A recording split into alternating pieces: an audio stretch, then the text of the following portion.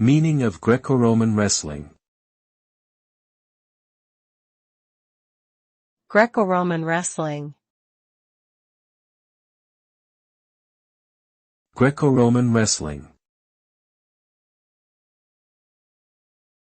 Greco-Roman wrestling. Greco-Roman wrestling. Greco-Roman wrestling is a style of wrestling that originated in ancient Greece and was later adopted by the Romans.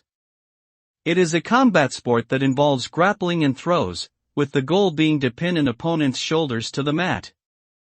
Unlike freestyle wrestling, which allows holds below the waist, Greco-Roman wrestling prohibits the use of legs in offense or defense.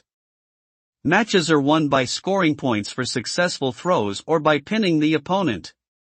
Greco-Roman wrestling remains a popular Olympic sport to this day and requires strength, technique, and endurance to compete at a high level.